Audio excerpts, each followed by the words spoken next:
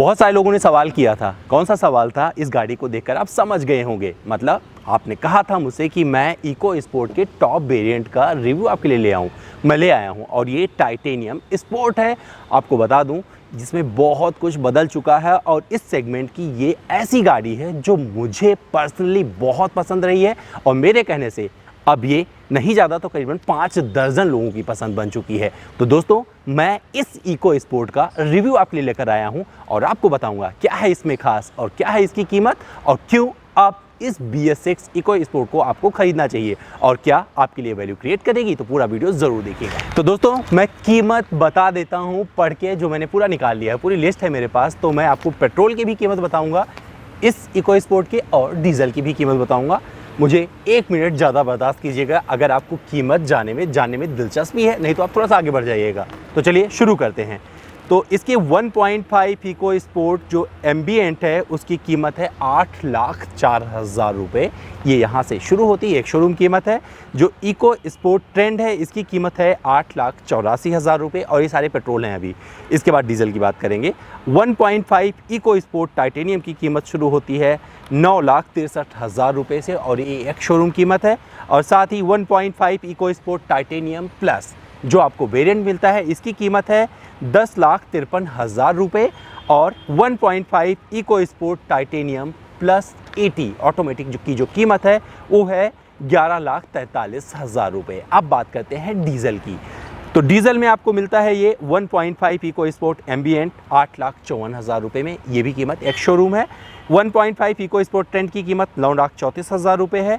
1.5 eco sport titanium की कीमत 9,99,000 रुपये है।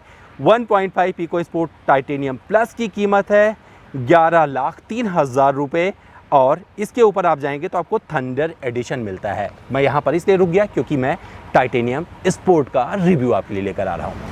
तो जब आप इको स्पोर्ट का डिज़ाइन देखेंगे ना तो आप चौंकिएगा मत, क्योंकि इसमें कोई भी चेंज नहीं किया गया है। आपको इसमें कुछ ऐसा नज़र नहीं आएगा जिससे लगे कि इसने तो पूरा बदल गई है, तो बदली नहीं है, क्योंकि सिर्फ ये बदलाव जो था इंजन का था। इंजन तक बाद में पहुंचेंगे, सबसे पहले जिक्र करेंगे डिज़ाइन का। तो डिज़ाइन में आपको क्या मिलता है, इसमें जो हेडलैम्प मिल रहे हैं ये प्रोजेक्टर हेडलैम्प मिलते हैं आपको, साथ में DRL मिल जाता है, साथ यहाँ पर टर्न इंडिकेटर के साथ में आपको फॉग लैम्प मिलेगा और आप प्लास्टिक का बढ़िया इस्तेमाल देखेंगे फॉग लैम्प हाउसिंग के आसपास। इसके बाद यहाँ पर बम्पर पे देखेंगे तो ये पूरा बॉडी कलर बम्पर मिलेगा और यहाँ पर प्लास्टिक का आपको एक इस्तेमाल नजर आ जाएगा और साथ ही सिग्नेचर ग्रिल मिल जाता है फोर्ड का, जो कि बखूबी इसमें पिरोया गया है और मज़ा आता है आपको। ये जो फिनिश मिलेगा पियानो फिनिश टाइप का, ये भी अच्छा लगेगा। तो दोस्तों आइए बात कर लेते हैं इस इको स्पोर्ट के साइड प्रोफाइल की और आपको बताऊं इसका जो साइड प्रोफाइल है इसके पहले मैं जिक्र कर लेता हूं इसकी लंबाई की। 3998 मिलीमीटर लंबी गाड़ी है और इसमें जो आपको मिलता है, तो मैं शुरुआत कर रहा हूँ इसके व्हील से। इसमें आपको ड्यूअल टोन एलॉय मिलते हैं जो कि बहुत अच्छे से इस पर फव रहे हैं। साथ ही इसमें आपको 16 इंच के टायर मिलेंगे और आपको दिखाऊं कुछ लाइंस इस पर नज़र आएंगी। अगर आप इको स्पोर्ट को ध्यान से देखेंगे तो इस टेल लैम्प से एक लाइन शुरू होती है और इस दोनों डोर हैंडल को कवर करते हुए व्हील आर्च तक जाती हैं और ये लाइन एक अलग अंदाज इसमें, जिसे आप बोल सकते हैं आक्रामकता, उसको जोड़ जाती हैं। आपको इसमें बॉडी कलर डोर हैंडल मिलेंगे और प्लास्टिक की क्लैडिंग मिलेगी जो कि यहाँ से शुरू होकर वो टायर तक जाती है और ये भी इस पर फब रही है। अब वो चीज़ दिखा देता हूँ जिसकी वजह से इसको कंपनी ने इस जगह पर फिर से एक अंदाज में लॉन्च किया है, क्योंकि BS6 बना रही थी तो इसमें कुछ चीज़ भी तड़का भी लगा दिया है, क्योंकि इस सेगमेंट में अब सनरूफ की डिमांड बढ़ गई थी। क्योंकि सेगमेंट की जो और गाड़ियाँ जैसे नेक्सॉन हो गया या कुछ और आप जिक्र करेंगे XUV 300 हो गया, वहाँ पर सनरूफ आ गया था, तो इसमें भी आपको सनरूफ मिलेगा। इस गाड़ी में टाइटेनियम प्लस और टाइटेनियम स्पोर्ट इन दोनों में आपको सनरूफ मिल जाता है और साथ ही यहाँ पर आपको रूफ रेल ब्लैक कलर का मिलेगा जो इसमें स्पोर्टी अंदाज को जोड़ जाता है। और जो आपको ORBM मिलते हैं ये भी बॉडी कलर्ड हैं और इसमें आपको टर्न इंडिकेटर्स मिल जाते हैं और ये आप जैसे बंद करोगे इस गाड़ी को अपने आप बंद हो जाएंगे, जब खोलोगे तो खुल जाते हैं, यानी कि ऑटो फोल्डेबल है। इस सेगमेंट में जिसे आप कॉम्पैक्ट SUV सेगमेंट कहते हैं उसमें ग्राउंड क्लियरेंस भी बहुत मायने रखता है, क्योंकि इसी वजह से तो SUV है। तो आपको बता दूं इसका जो ग्राउंड क्लियरेंस आपको मिलता है, देख सकते हैं कितना ऊंचा नज़र आ रहा है, ये है 200 मिलीमीटर का। काफ़ी होता है अगर गाड़ी में कोई बैठ गया तो हो सकता है इसमें बदलाव हो जाए, लेकिन अगर गाड़ी खाली है तो इतना ग्राउंड क्लियरेंस आपको इसमें मिलता है। तो बात कर लेते हैं इको स्पोर्ट के रियर डिज़ाइन की। तो आपको बता दूं ये ड्यूअल टोन है, आप कलर में देख सकते हैं, ये अलग कलर है जिसपे आपको एक ड्यूअल टोन नज़र आएगा और आपको पीछे उभरा हुआ जो नज़र आ रहा है ये है इसका स्पॉइलर और बहुत अच्छा लगता है इसमें देखने पे, खास करके जब ये स्टॉप माउंटेड एलईडी लैंप जलता है तो और मज़ेदार लगती है गाड़ी। और अब दिखाते हैं, बात करते हैं, इसमें जो टेल लैंप मिलेंगे ये नॉर्मल मिल जाते हैं आपको, हालांकि डिज़ाइन इसमें फपती है। और साथ ही यहाँ पर इको स्पोर्ट की बैजिंग दी गई है, ठीक ऊपर आपको फोर्ड की बैजिंग मिलेगी और प्लास्टिक का ये बम्पर मिलेगा और साथ ही ये पहिया जिसकी वजह से इसने अपनी पहचान बनाई है और लोग इसे पसंद करते हैं। यहाँ पर आपको ये स्पेयर व्हील मिलता है। और आप बहुत सारे लोगों ने मुझसे जानना चाहा था कि अगर ये व्हील ऐसा लगा रहेगा तो कोई भी खोल ले जाए, तो जी ऐसा नहीं है। जब तक इसमें चाबी नहीं लगेगी ना तब तक इसको कोई भी एक्सेस नहीं कर सकता है और ये पूरी तरह से सेफ है। तो आप सिक्योर हो जाइए और अपने आप को सुनिश्चित कर लीजिए कि ये इको स्पोर्ट का ये वाला स्पेयर व्हील हमेशा आपके पास ही रहेगा, इसको कोई चुरा नहीं सकता है। और जिक्र करते हैं, अब दिखाता हूँ आपको। अब बहुत सारे लोग सोचते होंगे कि इसका खुलता कैसे होगा ये बूट, क्योंकि ये बूट स्पेस है। अगर जिक्र करें तो ये बूट स्पेस से खुलता कैसे होगा तो वो भी दिखा देता हूँ आपको। तो मैं लेफ्ट हैंड पे था, अब मैं चला जाता हूँ राइट हैंड पे।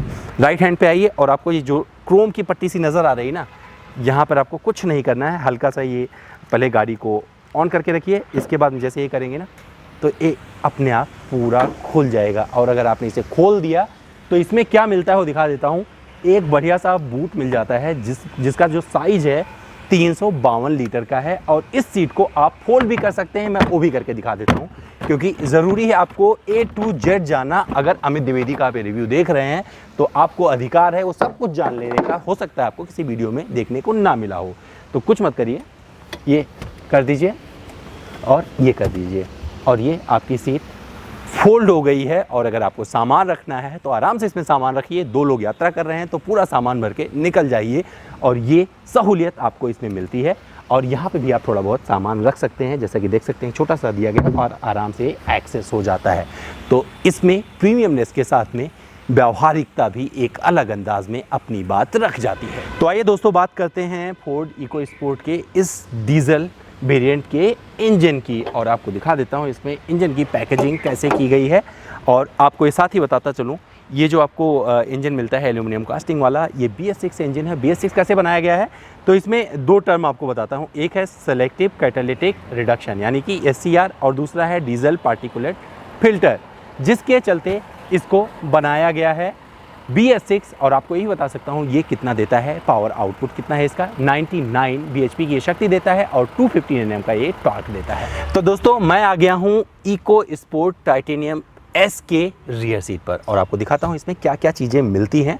तो क्या नहीं मिलती है पहले उसका जिक्र कर लेता हूँ, क्योंकि इसमें आपको रियर AC वेंट नहीं मिलते हैं। ये इस सेगमेंट में अगर दे दिया गया होता तो शायद आपको और ज़्यादा मज़ा आता है, क्योंकि इस सेगमेंट की सबसे बढ़िया ड्राइविंग कार मैं इसे मानता हूं। अगर मुझे तुलना करनी पड़ती है तो XUV 300, क्योंकि वो टियोली प्लेटफॉर्म पे आई है, और ये इको स्पोर्ट जिसमें आपको एक बढ़िया इंजीनियरिंग मिलती है। ये दोनों गाड़ियां पैरेलल हैं, मतलब एक जैसी हैं ड्राइविंग में और क्वालिटी में।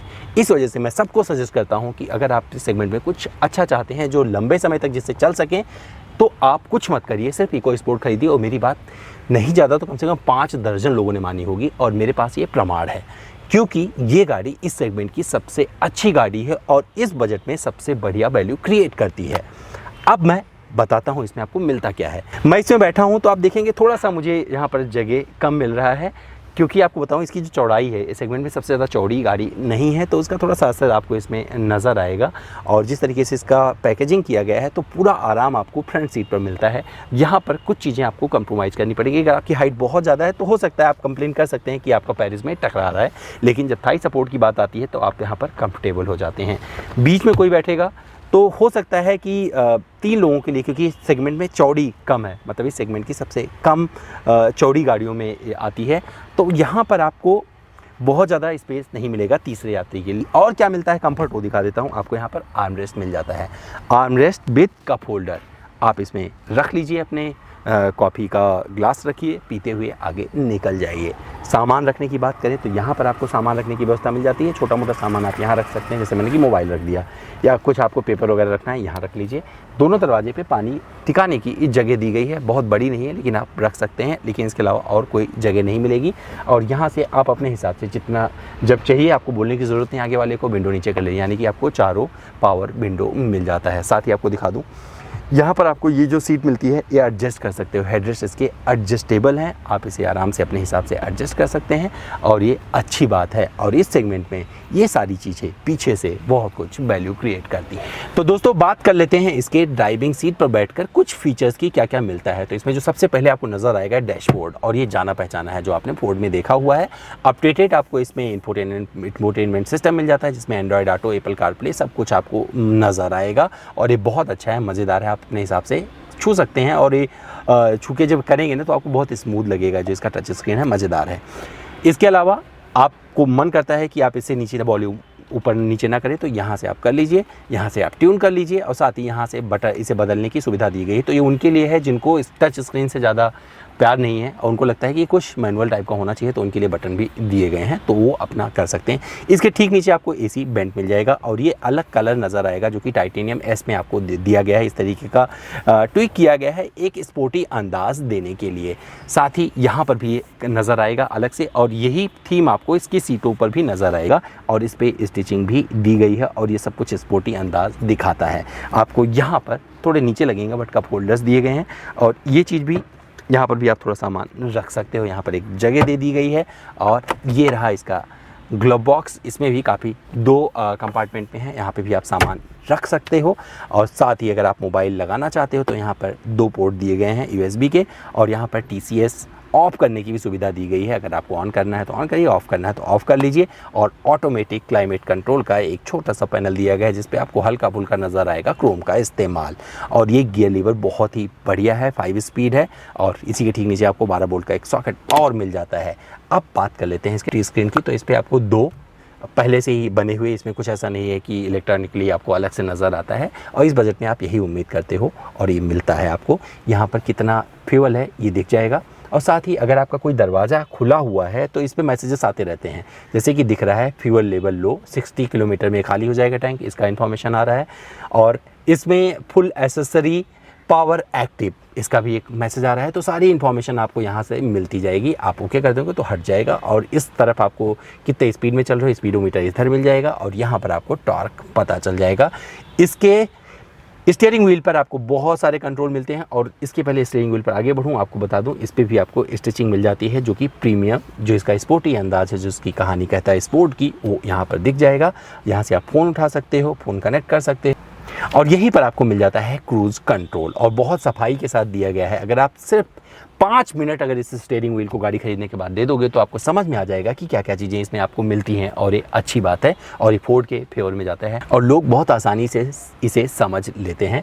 और इसके बगल वाला जो आपको एसी वेंट मिलेगा ये थोड़ा सा यूनिक दिखता है, थोड़ा एज निकल के आता है और एक अलग अंदाज इसमें जोड़ जाता है। उनके लिए है जो कुछ अपनी गाड़ी में अलग पाने की चाहत रखते हैं। इस दरवाजे पर आपको पानी का बोतल रखने का जगह मिल जाता है और भी बहुत सारी सामान आप इसमें टिका सकते हो।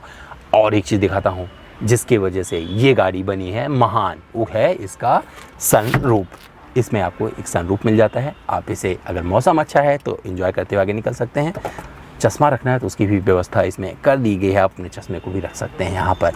तो इसका सनरूफ आपको खोल के भी दिखा देता हूँ, नहीं तो आप बोलेंगे कि मैंने सनरूफ बिना खोले ही ये वाला अपना यहाँ का सेक्शन पूरा कर दिया। ऐसा नहीं है, मैं आपको खोल के दिखाता हूँ।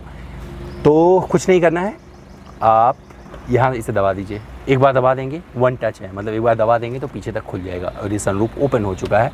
और बंद करना है ना तो बंद दबा के नहीं रखना है, 1 टच कर दीजिए, ये बंद हो जाएगा और साथ ही ये बंद कर दीजिए, मतलब डबल प्रोटेक्शन इसमें आपको मिलता है। ड्राइवर वाली ये सीट जिस पर मैं बैठा हूँ बहुत ही कंफर्टेबल है, थाई सपोर्ट अच्छा मिलता है। जब आप हाईवे पर होते हैं और लंबा जा रहे होते हैं तो वहाँ पे क्रूज़ कंट्रोल आपको सपोर्ट करता है, साथ ही ईवी आपको सपोर्ट करता है और ये सीट आपको एडजस्टेबल मिलती है, आप इसे अपने हिसाब से एडजस्ट कर सकते हैं। ये वाली मिलती है नहीं, तो यहाँ पर आपको एडजस्ट करने की व्यवस्था नहीं मिलती, यानी कि को ड्राइवर बैठेगा तो उसे अपनी सीट एडजस्ट करने की व्यवस्था नहीं मिलेगी। इस गाड़ी में आपको 6 एयरबैग मिलते हैं, मतलब 6 एयरबैग दिए गए हैं अगर आप ये वाला वेरिएंट खरीदते हो जो कि टॉप वेरिएंट है। और ये बहुत ही बढ़िया बात है इस गाड़ी के लिए अगर आप सेफ्टी के लिहाज से बात करें। तो दोस्तों आइए बात करते हैं इसके परफॉर्मेंस की और आप चलाते हैं इको स्पोर्ट के टाइटेनियम स्पोर्ट वेरिएंट को। और आपको बता दूं ये इको स्पोर्ट कई मायनों में इसलिए खास है, जो मुझे पसंद आई है शुरू से, उसकी वजह इसकी रही है ड्राइव क्वालिटी और इस गुणवत्ता को मैंने सबसे बेहतर इसलिए आंका है क्योंकि जब आप इस गाड़ी को चलाओगे तो उसका अंदाज़ा आपको लग जाएगा और ये आपको कहीं से भी डिसअपॉइंट नहीं करती है। मेरे जितने लोगों ने मुझसे पूछा, इस सेगमेंट में जितनी गाड़ियाँ खरीदी हैं लोगों ने मुझसे पूछ के, मुझे लगता है मैंने सबसे ज़्यादा इसको सजेस्ट किया होगा, क्योंकि और जो गाड़ियाँ हैं उनको सजेस्ट करने में मुझे थोड़ा सा सोचना पड़ता है, कई चीज़ें देखनी पड़ती है। और बहुत सारे लोगों को लगता था कि क्या फोर्ड का जो फोर्ड वैल्यू फॉर मनी है या नहीं, तो उनके लिए मैंने हमेशा से बोला था कि अभी फोर्ड बदल चुका है, क्योंकि लोकलाइजेशन पे इन्होंने बहुत मेहनत की, जिसकी वजह से इनके बहुत सारे पार्ट्स लोकलाइज हो गए हैं। मतलब 1000 पार्ट से भी ज़्यादा पुर्जे अब इनके लोकलाइज हैं। तब जब आपको कभी ज़रूरत पड़ती है इसको सर्विस करवाने में या कभी कुछ चेंज करवाने में, तो अगर आप सपोज के एग्जांपल के तौर पे अगर आपको ORVM चेंज करवाना है तो नहीं कि पूरा का पूरा यूनिट बदल जाएगा। अगर ORVM का जो पार्ट ख़राब है वही बदला जाएगा, ना कि पूरी यूनिट। तो ये धारणा अब लोगों की धीरे धीरे बदल रही है। जब आप इसे लेके निकलेंगे चलाने, मैं मैनुअल चला रहा हूँ तो मैं बता सकता हूँ ये आपको फर्स्ट गियर से एक पंच देता है। और आपको जानकर हैरानी होगी, जो इसका BS6 है इसमें कुछ भी ज़्यादा बदलाव नहीं हुआ है। जैसे मैंने बताया कि डिज़ाइन में आपको कोई बदलाव नज़र नहीं आएगा, लेकिन कुछ नया है तो इसमें एक चीज़ तो जोड़ना ज़रूरी है, वो है स्टाइल। सनरूफ स्टाइल के रूप में जाना जाता है, हर कोई सनरूफ वाली गाड़ी पर खरीदना पसंद करता है। खास करके आजकल बच्चे जो है बड़ी भूमिका निभाते हैं जब गाड़ी खरीदने की बात आती है, तो उन बच्चों की मुराद पूरी करता है सनरूफ। अगर मैं स्टीयरिंग फीडबैक की बात करूं वो बहुत अच्छा है। और इस सेगमेंट की अगर मैं NBH लेवल पे जाऊं और सबका जिक्र करना चाहूं तो आपको बता दूं, ये गाड़ी जितने भी सेगमेंट में और गाड़ियां हैं उनसे कहीं बेहतर है। इसमें आपको अब थोड़ा सा अलग इंफोटेनमेंट सिस्टम दे दिया गया है, जिस पे आपको एक अलग अंदाज वाला फिनिश मिलेगा जो कि ब्लैक फिनिश है, और ये बखूबी इस पर फब रहा है। और ये इको स्पोर्ट आपको इनवाइट करती है अपने तरफ कि अब मैं ज़्यादा यंग हो गई हूँ, क्योंकि जिस अंदाज में इसको इस पर पेश किया गया है वो अच्छा लगेगा आपको देख के। खास करके युवा पीढ़ी को, युवा मन को ये अपनी तरफ ज़रूर लुभाएगा। और अगर आप जानना चाहते हैं कि इसका साउंड सिस्टम कैसा है तो एक काम करिएगा, amit.dwivedi पे आइएगा, मेरा इंस्टा हैंडल है, और वहाँ पर 1 मिनट का मैं एक म्यूज़िक इसका डालूंगा। आप एंजॉय करिएगा, क्योंकि यहाँ पर अगर डाल दिया तो कॉपीराइट का पंगा हो जाएगा और YouTube बुरा मान सकता है। और मैं नहीं चाहता हूँ कि मेरे किसी भी वीडियो पे कोई भी प्रॉब्लम हो, क्योंकि आप लोग इतना मोहब्बत कर रहे हैं यार, तो मैं कोई भी ऐसी चीज़ प्रॉब्लम क्रिएट नहीं करना चाहता हूँ। इसलिए उस प्लेटफॉर्म को यूज़ कर रहा हूँ जहाँ पर आप इसके साउंड सिस्टम को एक्सपीरियंस कर सकते हैं। अब मैं बात करूंगा सिटी ड्राइविंग की। जब आप सिटी में चला रहे होते हो तो ये ऐसा नहीं लगता कि आपको बार बार डिमांड करे भी आप गियर चेंज करो, गियर चेंज करो। तो जिसका इंजन है इसके ट्रांसमिशन को पूरी तरह से सपोर्ट करता है और इनिशियल पिकअप भी आपको अच्छा मिलता है, और सिटी में जो कुछ चाहिए आपको वहाँ पर आराम से ये गाड़ी दे देती है। और जैसे ही आप सिटी के बम्पर टू बम्पर ट्रैफिक से निकलते हैं और लगता है कि अब आप हाईवे पे टच करने वाले हैं, तो हाईवे वाला फील इसमें आ जाता है। और उस हाईवे पर आपको ये गाड़ी उतना उस लेवल तक लेकर जाती है जहाँ पर आपको सुकून मिलता है। मतलब आपका जो पैशन होता है फ़न वाला, आप स्पीड करना चाहते हैं, तो सब कुछ आपको इस गाड़ी से मिल जाता है। मैं कर चुका हूँ, करने के बाद आपको बता रहा हूँ। साथ ही जब आप ओवरटेक करेंगे तो आपको ये बुरा नहीं लगेगा कि आपके पास फोर्ड इको स्पोर्ट है। और BS6 में भी इसमें डिस्क के रिफाइनमेंट में कोई भी कमी नहीं आई है। रिफाइंड हुआ है इसका इंजन और आपको माइलेज भी इसका अच्छा मिलेगा। कंपनी क्या दावा करती है मैं उसका जिक्र यहाँ पर करने नहीं जा रहा हूँ, बट मुझे पता है कि अगर आप इस गाड़ी को आराम से चलाएंगे तो 20-22 किलोमीटर प्रति लीटर तक का भी माइलेज निकाल सकते हैं। जो मुझे अभी दिख रहा है 18 किलोमीटर प्रति लीटर का माइलेज इसके मीटर पर नज़र आ रहा है। तो आप पर डिपेंड करता है कि आप किस तरीके से इससे माइलेज प्राप्त करते हैं। एक चीज़ और जिक्र करूं, अगर कोई पीछे सीट पर बैठा है तो आपको कुछ कंप्लेन नहीं करने वाला है, सिवाय एक चीज़ के। और वो कंप्लेन क्या होगी? वो कंप्लेन होगी क्योंकि AC वेंट नहीं है, तो इस गर्मी के मौसम में जब वो बैठेगा ना, तो इस सामने वाला AC ना उसको बहुत सारा सुकून हो सकता है ना पहुंचा पाए, क्योंकि आजकल सारे इस सेगमेंट में सभी लगभग सभी गाड़ियों ने पीछे AC वेंट का प्रावधान कर दिया है, और वो इसमें भी होना चाहिए था। ये मेरी ख्वाहिश थी, और हो सकता है आने वाले टाइम में जब इसका कोई फेसलिफ्ट वगैरह आए तो फोर्ड सबकी ये मुराद ज़रूर पूरी करे। तो अगर आप कॉम्पैक्ट SUV सेगमेंट में कुछ धमाकेदार खरीदना चाहते हैं जिसमें मेंटेनेंस भी कम आए और आप सुकून से ड्राइविंग कर सकें और दिक्कत ना हो, तो ये इको स्पोर्ट आपको खुश कर सकती है और आपके बजट में भी रहेगी। बहुत सारी गाड़ियों से जब आप इसे कंपेयर करेंगे तो आप इस गाड़ी को सबसे अलग पाएंगे, क्योंकि बिल्ड क्वालिटी इसकी एकदम अलग है। जो ड्राइविंग गुणवत्ता है वो भी सबसे अलग, सबसे अलहदा है। तो दोस्तों, उम्मीद करता हूँ हमारा ये टेस्ट ड्राइव रिव्यू आपको पसंद आया होगा। अगर मुझसे कुछ रह गया है दोस्तों तो मुझसे पूछ लीजिए। मेरा इंस्टा हैंडल है amit.dwivedi। मैं ज़रूर आपको जवाब दूंगा, क्योंकि हर कोई सब कुछ कवर नहीं कर सकता है। तो मैं भी एक इंसान हूँ, कुछ ना कुछ गलती तो हो ही सकती है। तो आप सभी आइएगा, आप सबका मैं स्वागत करूँगा अपने इंस्टाग्राम पर। सवाल करिए, जवाब पाइए।